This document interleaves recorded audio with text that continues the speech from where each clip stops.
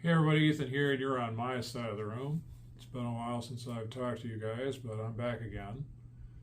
I've been busy with my band. Um, it's just been a lot of work. I like it, but it's a lot of work. So I wanted to check in and talk about three things that I've been kind of learning through this process of rebuilding the band and trying to get this project off the ground. So number one is I've had to learn about what gear is appropriate and what isn't, as far as like what I'm trying to actually accomplish. So in the beginning there was no gear. Or more to the point, there was bass amp, and that's really all I thought about. I wasn't really thinking big picture. And about a year ago, I placed a Craigslist ad looking for people, and this singer responded and drove a crazy long way to come out and audition. And it didn't go well. And one of the reasons why it didn't go well is because we didn't have a PA. And apparently he did, and he didn't bring it because he didn't think he needed to. And I didn't really think we actually had to have one for the purposes of rehearsal. And that it didn't end well. So next day, bam. Well, I call this the band that Pyle built. And even though I'm not sponsored by anybody, by rights, if I'm sponsored by anybody, I think Pyle owes me big time for as much of their stuff I have and have had. I feel like Wile E. Coyote. Like, Pyle is my Acme, where I need a something. In fact, over there, in that rack, I've got a Pyle power conditioner. I have zero complaints about this power conditioner. Again, not sponsored, but I'm just telling you, it was a fantastic deal when I got it. It was something like $40 on Amazon, which is just like unheard of for that kind of equipment. So I'm always keeping an eye on, like, do I need to? Better get another one, but the price went way up. So I'm like, I'm kind of fine with what I got right now, but anyway, just throwing that out there on the subject of gear. Well, it's a 300 watt PA. It's 4-channel basically. Great for mics, I guess, but it feeds back like crazy. It doesn't take much to make it feed back. And then you're in that weird zone of like, well, I can't really hear myself, and yet if I go just that little bit more, it's going to feed back, and it doesn't take much. So this thing's kind of doomed. So then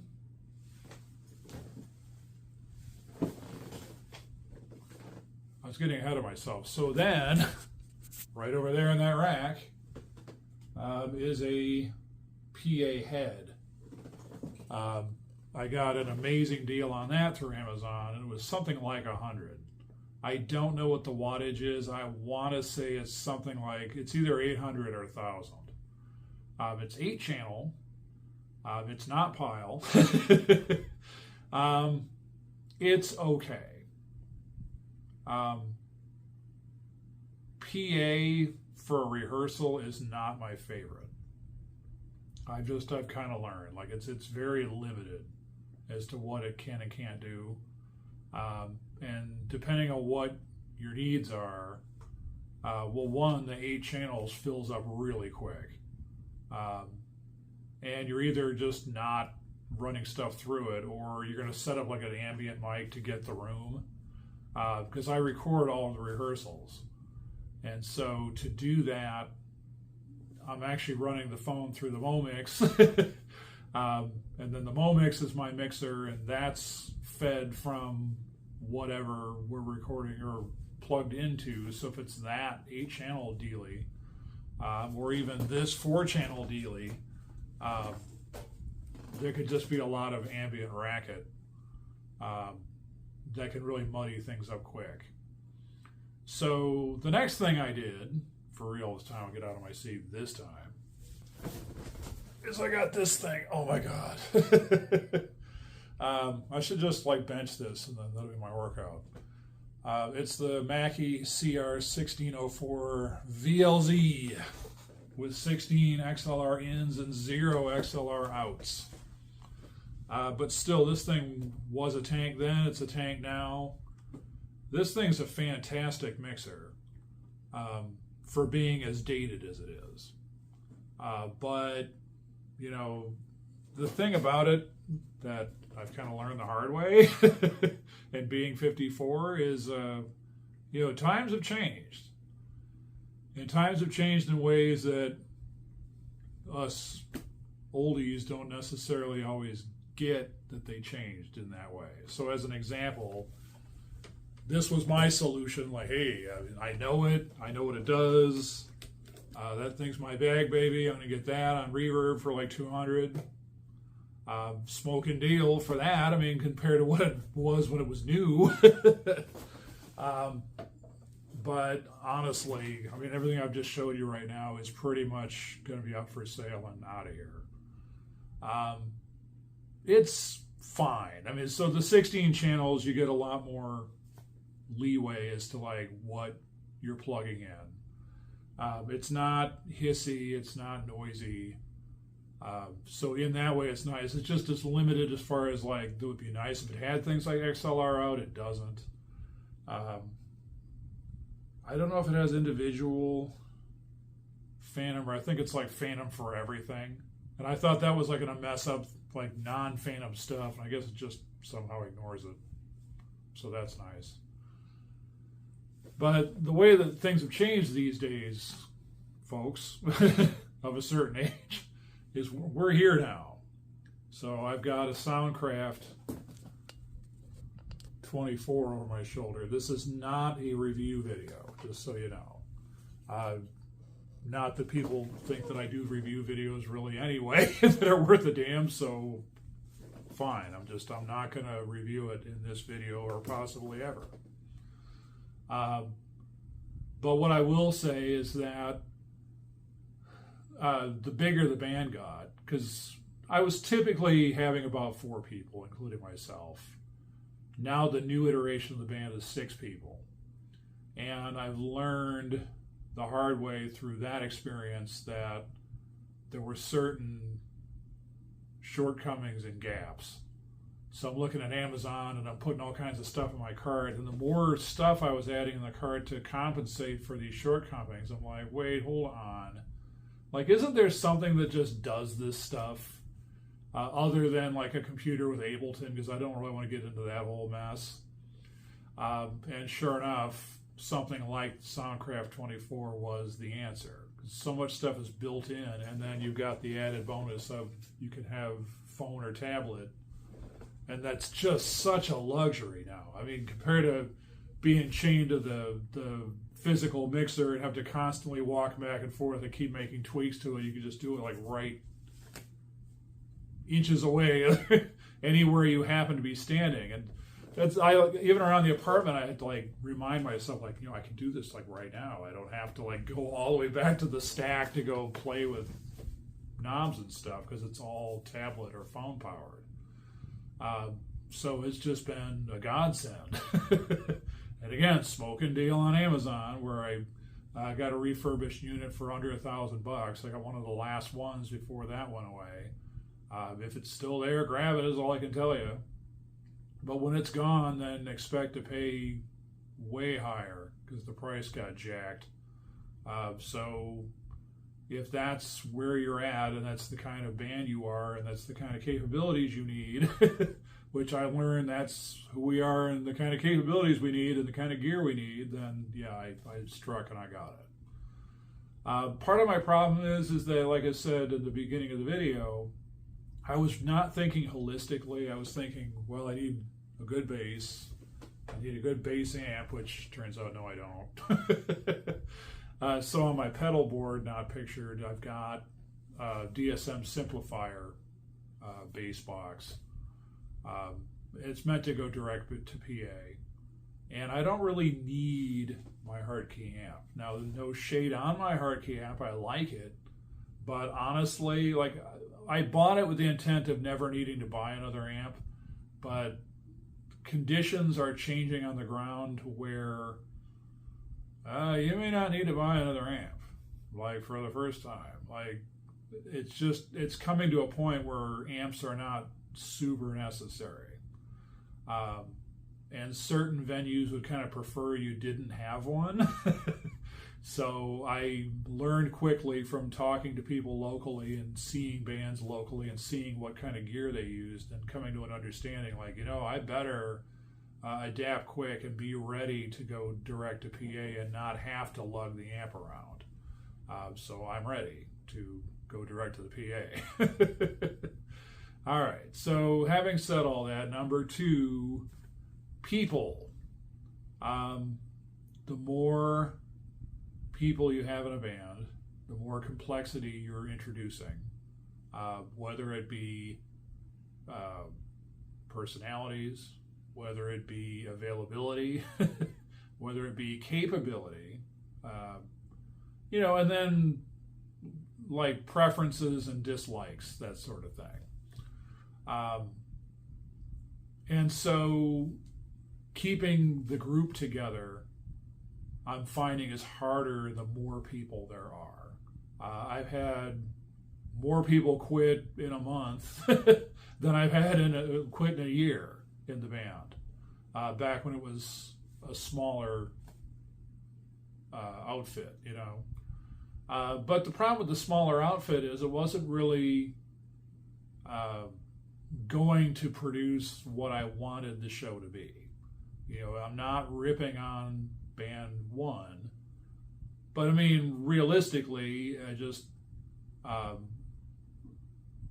we all would say that the team chemistry was really important to us, and I agree it was. I don't think that any of us was like lying when we said that. But the issue in the end, besides the band breaking up, is that coming to the other side of that is I've quickly learned, like, what you want to do, the kind of show you want to put on, you're not going to be capable of doing that with such a small group. You're going to need kind of 6 to 7 people to really pull this off, especially not using tracks.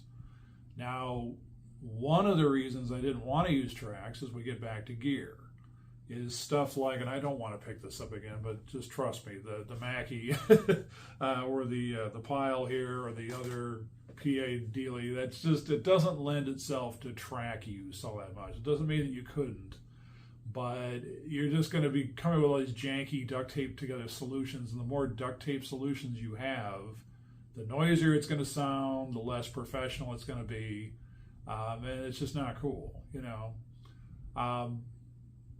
But now with the Soundcraft, I could do tracks. And I probably will sneak some in cleverly.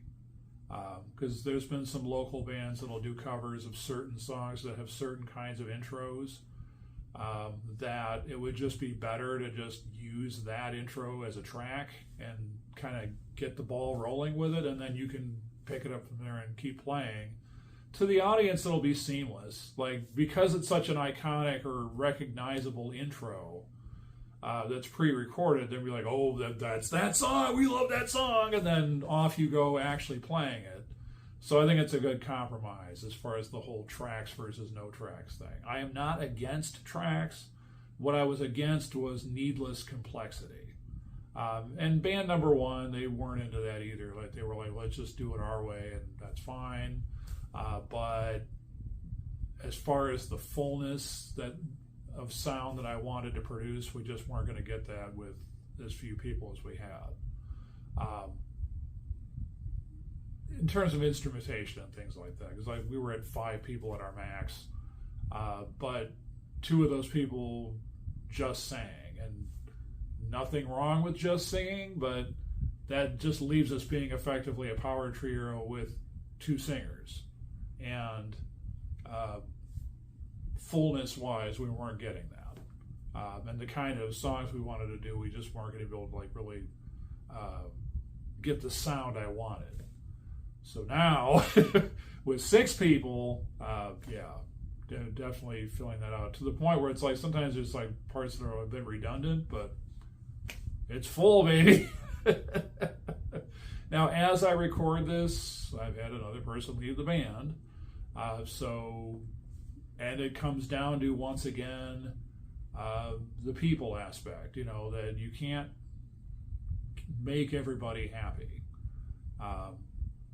As band leader, it's a lot of project management, not just in terms of the kind of show I'm trying to produce, but then project management about like who's available, who's willing to do what, who's not willing to do what, and depending on how all that shakes out, it's like if you're starting to compromise your vision too much, which more on that story in a moment, then something's got to give, and so I don't really want to talk about the people quitting, like, especially not by name. I'm definitely not going to do that. I mean, just in fairness to them, like, I'm grateful for everybody who's come through the WHSC revolving door as I try to put the show together and get us booked and doing shows. But people have had different reasons for leaving, and some of it, there's just nothing I can do to stop it. Some of it, it's like, well, if you want certain changes, tell me.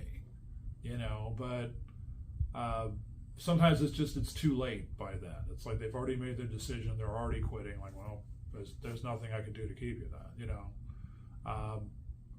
and some of it, it's like, this is the downside of being a startup band, is that we don't have gigs to offer. It's not like we're gigging and gigging. I'm taking a break right now, gigging, to tell you this video. Instead, it's like I'm at ground zero trying to build this from the ground up and finally get it to where we can actually put the show on and get gigs and play out. And so one of the books that I grew up with was called The Little Red Hen. And the whole point of it was, and I guess there's different variations on the story, I found out, because I was looking for like the Little Red Hen to like superimpose it or something for something else, or to pass along to somebody as a teachable moment, and found out there was like different takes on it. But the one that I grew up with is that the little red hen goes around the farmyard and says, I'm going to make tortillas, but first someone has to pick the corn. And the recurring line was, not I, said the pig, not I, said the horse, not I, said the cow. And the little red hen says, well, I'll do it. And the little red hen has to project manage the entire process because everybody doesn't want to do anything. And then finally, the little red hen says, who's going to help me eat these tortillas? And everyone grounds around the table. They are all willing to help. And that's the story of having a band that's not gigging.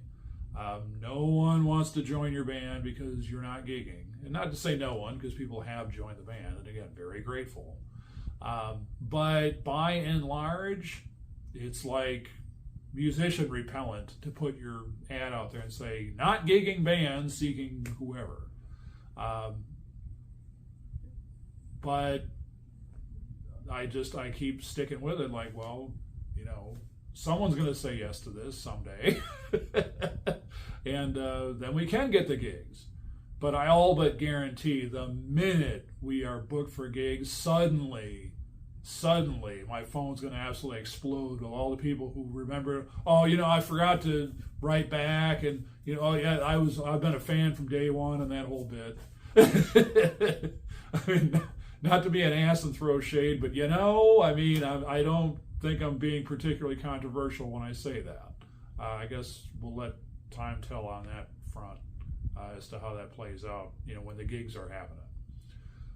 But anyway, again, that's a lot of personality management, a lot of people management, as far as like getting people to agree to join in, keeping them happy to make them want to stay, the whole bit.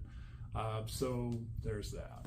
All right, number 3, articulating my vision. Now I'm maddeningly, people, I'm not going to do that here, other than to say that yes, I have learned how to articulate the vision of what I want for the band, and what kind of band it is and what kind of project it is. And the more I talked to prospects, the better I got at refining my elevator pitch. And what I really liked is that I was attracting the kinds of people that I wanted for the project, which is fantastic. It's like, yes, this is working. Now, it doesn't mean they all said yes, and then happily ever after I've got this polyphonic spree size band that's just everybody in Orlando's in it. But I've probably talked to everybody in Orlando is how it feels. I haven't, but it feels that way.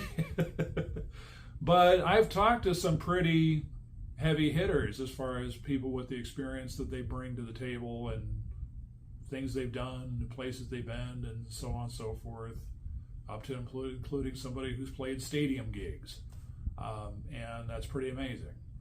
And to have them come to me and say, when I saw your ad, I was like, yes, this is the thing. This is what I want. Like, oh boy, this is fantastic.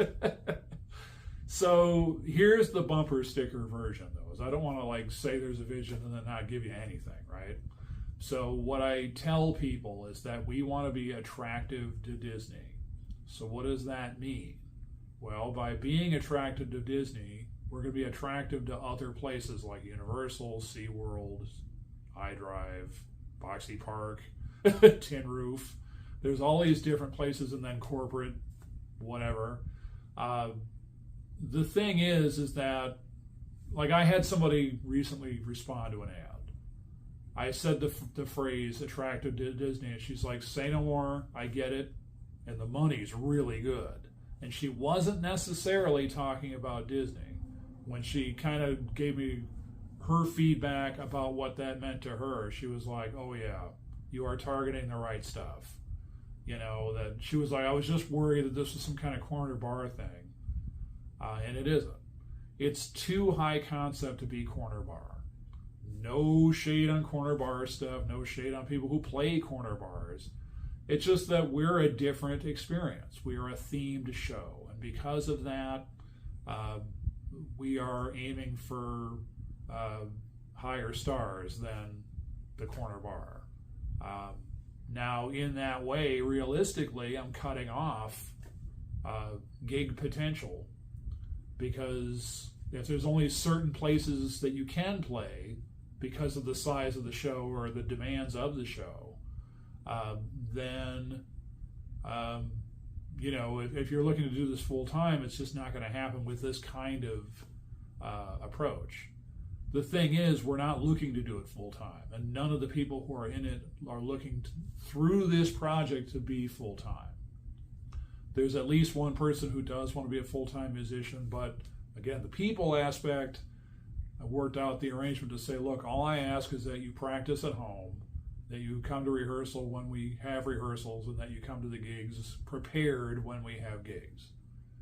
And he's like, but I can do anything I want otherwise? I said, yep. He's like, and I don't have to be completely exclusive to you? I said, yep. And, you know, I said, you don't have to be exclusive to us. And he was like, this is fantastic. It's like, people just aren't like that, you know, that normally they want exclusivity. I'm like, well, what do I got to offer to say be exclusive? You know, eventual gigs? That's not much of a selling point. So with that being the case, you know, I don't think I'm asking a lot to say practice at home, show up to rehearsal, and be prepared at the gigs. I think that's it's a good floor. And if it's too high of a bar for people to clear, and then it's like, you know, this just isn't the project for you guys if you can't do that. And sadly, there are people who just can't do that. But oh well, that's again part of the fun of being band leader, is having to sort all that out. As far as the vision goes, keeping it real, and again, not bashing. Just if I'm bashing anybody, I'd be bashing me, because I'm the band leader. Is the vision really got compromised the first time around? And I think anybody involved in it could objectively look back on it and say, you're right. But they would also agree with me, I'm sure, that, well, hey, band leader, you're supposed to be calling the shots here. And if it wasn't to your liking, you should do something about it. And the band fell apart, and now I'm doing something about it. So with version 2, I'm being much more, not militant, like I'm not being a jerk. And I'm not like riding people's ass about what they do and how they do it. But I do have my antenna up, like, am I compromising the vision too much? There's certain ebb and flow and give and take that I can do based on personnel. Like, here's just a made-up example. Let's just say that somebody comes along, they have 7-octave range when they sing. Wow. I mean, that just opens up all kinds of material, right? So Mariah Carey's in. And then they quit. Well, Mariah Carey's out because none of us can do Mariah Carey, so forget it. But does it make or break the show? Nah, it was more of a, hey, wow, someone can bring us, somebody can pull off Mariah Carey or Minnie Riperton or something.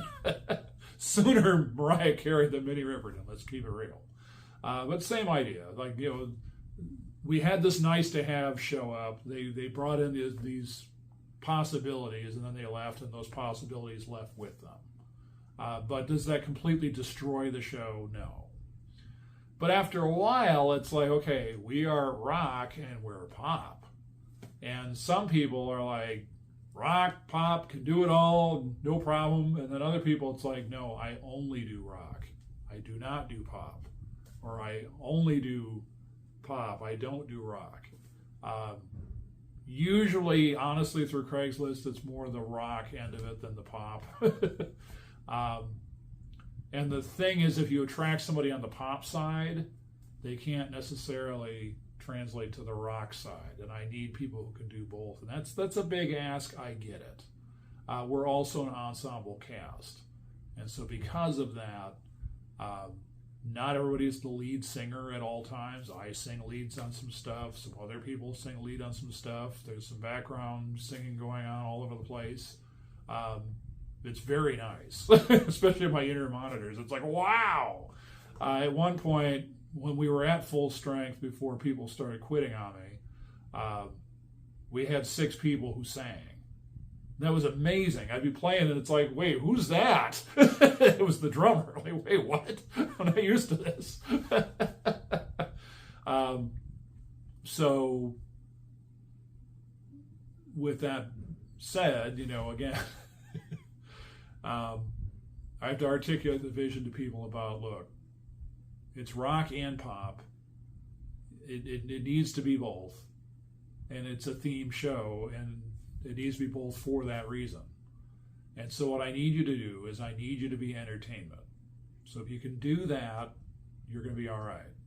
Now, some people, especially on the pop end of it, this is very common on the pop side, is they have that background where they they almost like act like it's a recital. And that might be great on something like American Idol, where you just stand on a fixed spot and stare off in the middle distance while the judges watch you. But that's not what this is. This is entertain the audience. And standing on an X and looking off in the middle distance is not going to entertain. Now, you might thrill and amaze somebody with your 7-octave range or whatever you're doing. That's like, wow, what an amazing song, or what an amazing delivery of, what amazing singing I'm hearing.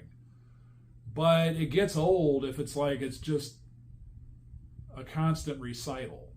And there are people locally who act like that, and it's not entertaining. And people do get up and walk away, and I have seen it, and it is not fun. And I don't want to be on the receiving end of that. And so instead, someone will ask me, how like the album do I have to sound? And I say, you don't, within reason. I mean, you need to play the song in a way that people will understand what song you're playing or singing. But there are people, man, on YouTube that they are obsessed with playing every single little hiccup, for my purposes, I'll look at the bass renditions of stuff to learn songs and all that. And somebody spilled their drink on their foot in this recording, and then they jostled. They'll learn how to do the jostle. It's like, okay, come on, Louie Louie is 3 notes. Just do the 3 notes of Louie Louie, you're fine. No, he was all over the neck. He did tapping, and he did volume swells. Like, oh, just shut up. It was recorded in a barn. And, after a while, Louie Louie is 3 notes. You know what I mean? The audience is going to eat it the hell up. If you're playing Louie Louie and you're selling it, they're not going to be like, the original album, the guy did this and this. They're not going to be like that. They are not going to be like that. There's going to be one person in the audience that is going to be like that, and you're not performing for that person. That's not entertainment. And I had that conversation with somebody where he was like, well, I really think we need to play to the musicians in the crowd. I'm like, so one guy, great. And you know what that one guy's doing? He's doing this. Woo. How about no? You know who I want to play to? I want to play to the people who don't do this, and the people who are doing this in their seat, or they're standing up and they're, dancing up in the front aisle or whatever. That's who I want to perform to. And those people are 2-year-olds based on what I saw at Disney Springs. But you know what? You got the 2-year-olds, you got everybody. So that's the thing. Anyway, just wanted to kind of give an update of what's going on. Kind of dump out the contents of my head. Speaking of it being entertaining or not. Well, I don't know what more to say about it. I mean, it's a lot of work. And I have to get back to it, actually, for next rehearsal. So, keep learning, keep playing, and I'll catch you in the next video.